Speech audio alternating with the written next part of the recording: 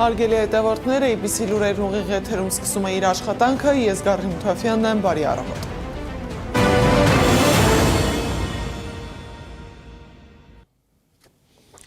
16 օր հացադուլ անող Արթուր Օսիպյանը ուղերձ է փոխանցել քրեակատարողական հիմնարկից։ Արցախցի գործիչը համոզված է, որ իրեն կալանավորելու հիմնական նպատակն այն է, որ զրկեն հնարավորությունից ներկայացնել հասարակությանը անհերքելի փաստեր Նիկոլ Փաշինյանի կոռումպացված կլանի հետ գործակցելու մասին։ Ուղերձը հրապարակել է փաստաբան Ռոման Երիցյանը, նշելով, որ Օսիպյանը հացադուլից դուրս չի գալիս, քանի դեռ հրապարակային ներողություն չի ստացել Նիկոլ Փաշինյանից։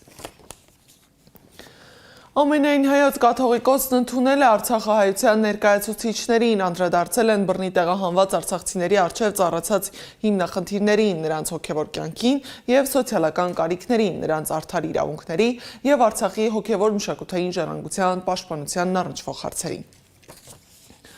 Զուգահեռ ահազանգ է գալիս օկուպացված Արցախից, Շուշիի Մեծ Շեն գյուղի Սուրբ Աստվածածին եկեղեցին գտնվում է լուրջ վտանգի և հնարավոր ոչնչացման անմիջական սպառնալիքի տակ։ Արցախի մշակութային ժառանգության օմբուդսմեն Հովիկ Ավանեսովը հայտարարել է, որ արբանյակային դիտարկումների արդյունքում ակնհայտ է դարձել, աշխատանքները կատարվում են պատմամշակութային հուշարձանի անմիջական հարևանությամբ, առանց միջազգային մասնագիտական վերահսկողության, թափանցիկության և հանրային հաշվետվողականության։ Կոչ ենք անում միջազգային կազմակերպություններին, ՅՈՒՆԵՍԿՕ-ին, մշակութային ժառանգության պահպանությամբ զբաղվող մասնագիտական կառույցներին, գիտական հանրությանը և մարդու իրավունքների պաշտպանության միջազգային կազմակերպություններին, անհապաղ արձագանքել ստեղծված վիճակին, իրականացնել անկախ մշտադիտարկում և ձեռնարկել գործուն քայլեր Մեծ Շենի Սուրբ Աստվածածին եկեղեցու և Արցախի մյուս հայկական հուշարձանների պահպանությունն ապահովելու նպատակով։ Մշակութային ժառանգության ոչնչացումը չի կարող արդարացվել որևէ քաղաքական, ռազմական կամ այլ հանգամանքով։ Այն միջազգային հանրության առջև ծառացած պատասխանատվության հարց է, և դրա կանխումը պահանջում է անհետաձգելի և հետևողական գործողություններ։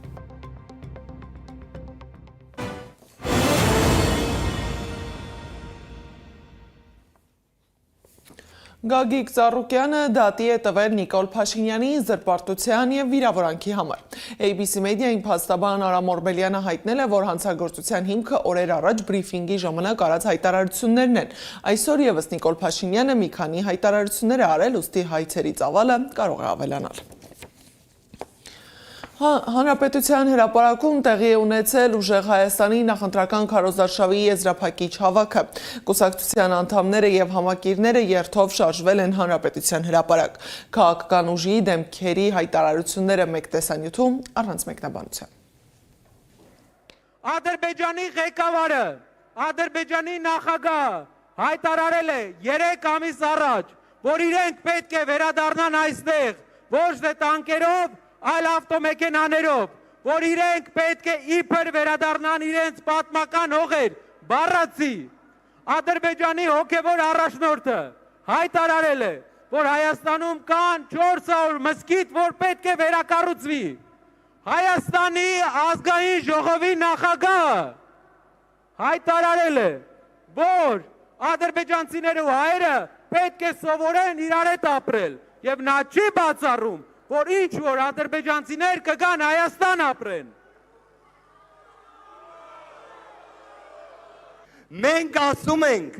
որ ունենալու ենք իրական, ուժեղ, երկարատև, արժանապատիվ խաղաղություն։ Առաջնայինը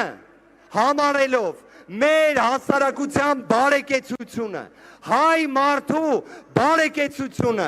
300,000 աշխատատեղի ստեղծումից մինչև պարտադիր ժամկետային զինվորական ծառայությունը 1 տարի դարձնելով, Հայաստանում ծայրահեղ աղքատությունը վերացնելու ծրագրով, ու այս բոլոր ռեֆորմները ունեն երաշխավոր, ունեն դրա ապահովողը, և այդ մարդը Սամվել Կարապետյանն է։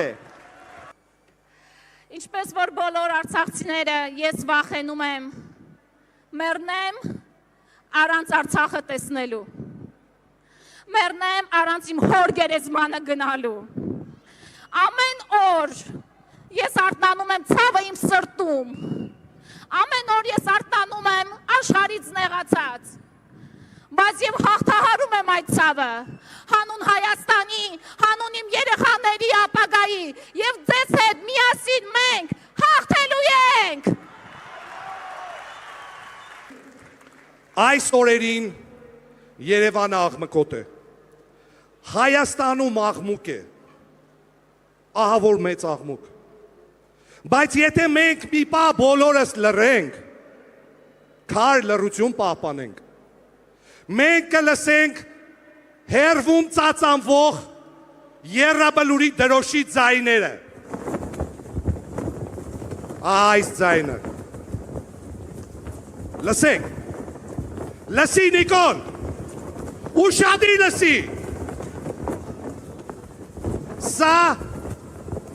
սոս քամուց ծածանվող կտորի ձայն չէ։ Սա տղերքի ձայնն է։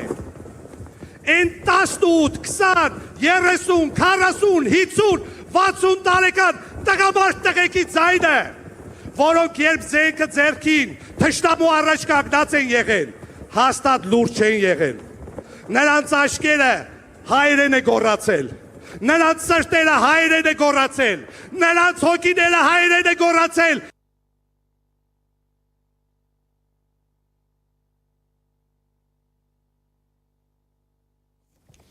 Հրազդանում էր տեղի ունեցել Հայաստան դաշինքի նախընտրական քարոզարշավը։ Վարչապետի թեկնածու Հայաստանի Հանրապետության երկրորդ նախագահ Ռոբերտ Քոչարյանը ելույթը սկսել է անդրադառնալով Ալեն Սիմոնյանի Ադրբեջանի վերահսկողությանն անցած Գորիս-Կապան ճանապարհահատվածի մասին աղմկահարույց հայտարարությանը։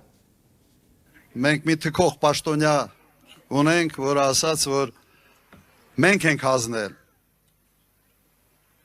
Երևի իրենց կարծիքով ճիշտ են արել, որովհետև վերջը ձմեռը ձունգա պիտի ճանապարհը մաքրեն, որ փոսերանի պիտի լատկա դնեն, էս անեն, անեն, այն գլխից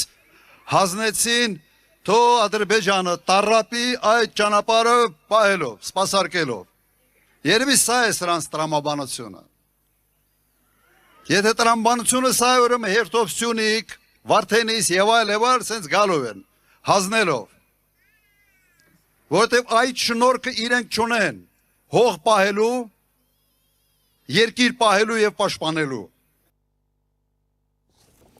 Հայաստան խմբակցության պատգամավոր Իշխան Սաղաթելյանն էլ հայտարարել է, որ Նիկոլ Փաշինյանի իշխանությունը հայ ժողովրդի ու մեր պետականության համար վտանգավոր է։ Սա եղել է քարոզարշավի առաջին ուղերձը, իսկ երկրորդ ուղերձը երկրի առաջ ծառացած մարտահրավերների մասին է։ Երրորդ անգամ վերընտրության դեպքում, վերարտադրության դեպքում տեղի ունենալու հետևյալը։ Հետո որևէ մեկը չասի, չզգուշացրեցիք, չասեցիք, կոկորներս չպատրեցինք, այն ինչ որ ասում ենք իրականություն է դառնալու։ Եթե այս չարիքի իշխանությունը վերարտադրվի, Հայաստանից կտոր, անկլավների տեսքով, չգիտեմ ինչ անուններ կպցներելով, հայկական հողերը ասելով ադրբեջանական, նոր տարածքներ է հանձնելու Ադրբեջանին, մեր պետության կենսագործունեությունը դնելու է հարցականի տակ եւ հաջորդը մեզ կանգնացնելու է նոր տնտեսական, սոցիալական կոլապսի առջև։ Նիկոլ Փաշինյանը ընտրությունից անմիջապես հետո մեկնելու է Մոսկվա, հանդիպելու Վլադիմիր Պուտինին։ Փաշինյանի խոսքով Ռուսաստանի նախագահի հետ արդեն պայմանավորվածություն կա եւ ընտրությունից հետո երկու երկրների ղեկավարները կքննարկեն ու կլուծեն բոլոր ընթացիկ հարցերը։ Քաղաքացիական պայմանագրի վարչապետի թեկնածուն վստահեցնում է, որ այն խնդիրները, որոնց շուրջ այսօր աղմուկ է բարձրացել, նախկինում եւս եղել են եւ լուծվել են առանց հանրության ուշադրության։ Իսկ Ռուսաստանի հետ առաջացած խնդիրների մեղքը բարթել է ընդդիմության վրա։ Այդ երրագլուխները գիրեք ինչ են անում, զանգում են իրանց չկլասի հովանավորներին, որովհետև իրանց հովանավորները չկլասի են։ Ես գիտեմ, ով ում երրորդ, չորրորդ կարգի պաշտոնյաներ, ասում են ընտրությունները պարտվում, ջախջախվում են, մի բան փակեք, կարող է ժողովրդի միտքը փոխվի։ Այս ժողովուրդը միտքը չի փոխվի, որովհետև այս ժողովուրդը բիբարը հայրենիքի հետ փոխող ժողովուրդ չի։ Բայց ես էլ ասեմ ժողովուրդ, ես ԵԱՏՄ միակ պաշտոնյան եմ, Ուրեմն ԵԱՏՄ-ում երկու մարմին կա, ամենաբարձր մարմինը ԵԱՏՄ բարձրագույն տնտեսական խորհուրդն է եւ մյուսը ԵԱՏՄ միջկառավարական խորհուրդը։ Ես միակ պաշտոնյան եմ, որ երկուսին էլ մասնակցում եմ, եւ այսպես ասած նախագահականին եւ վարչապետականին։ Եվ ես ունեմ բավարար լծակներ, ընտրություններից հետո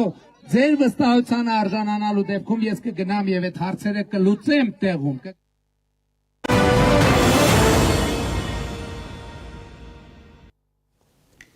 Իրանի ռազմածովային ուժերը հարձակվել են ամերիկյան ականակիրի վրա, որը փորձում էր մոտենալ Իսլամական Հանրապետության տարածքային ջրերին։ Իրանի զինված ուժերը հայտնել է, որ հարվածներն ուղղված են եղել ականակիրի հրամանատարական եւ կառավարման կենտրոնին։ Իրանի արտաքին գործերի նախարար Աբբաս Արաղչին հայտարարել է, որ բանակցային գործընթացում որևէ շոշափելի առաջընթաց չի գրանցվել։ Իրանը Միացյալ Նահանգների հետ կապը չի ընդհատել եւ հաղորդագրություններ են փոխանակել Բեյրութի դեմ հարձակումները դադարեցնելու անհրաժեշտության վերաբերյալ։ Արաղչին ընդգծել է, թե Իրանի վերադարձը բանակցային սեղան պայմանավորված է Իրանի ժողովրդի իրավունքների ապահովմամբ, Լիբանանում պատերազմի դադարեցմամբ եւ տարածաշրջանում լարվածության դադարեցմամբ։ Իրանը հարվածել է Քուվեյթի միջազգային օդանավակայանին, օդանավակայանը դադարեցրել է գործունեությունը ուղևորային տերմինալի վրա Իրանի հարձակումներից հետո։ Քուվեյթի իշխանության տվյալով կան տուժածներ։ Անօդաչուների եւ հրթիռների հարձակումների ֆոնին Քուվեյթի արտաքին գործերի նախարարությունը կանչել է Իրանի գործերի ժամանակավոր հավատարմատարին եւ երկու դիվանագետների հայտարարել անցանկալի անձ։ Բահրեյնում ձերբակալել են 15 մարդու, որոնք մեղադրվում են Իսլամական հեղափոխության պահապանների կորպուսի օգտին աշխատելու համար։ Ալ Ջազիրայի փոխանցմամբ ձերբակալությունները տեղի են ունեցել Քուվեյթի եւ Բահրեյնի վրա իրանական հարձակումից մի քանի ժամ անց։ Թագավորության ներքին գործերի նախարարությունը հայտնել է, որ շարունակում են հետաքննությունը բացահայտելու հօգուտ Իրանի աշխատող այլ անձանց։ Եվ վերջում եղանակի մասին, կեսօրից հետո Երևանում եւ Հայաստանի առանձին շրջաններում սպասվում է կարճատև անձրև եւ ամպրոպ, տեղ-տեղ հնարավոր է նաեւ կարկուտ։ Օդի ջերմաստիճանը հունիսի 4-ից 5-ին աստիճանաբար կբարձրանա 2-ից 4 աստիճանով։ Այս ժամի համար նախատեսել էինք այսքանը, շարունակեք հետևել մեզ սոցիալական բոլոր հարթակներում, ABC լուրերը եթերում կլինի ժամը 12-ին, մաղթում եմ արդյունավետ աշխատանքային օր, կհանդիպենք առայժմ։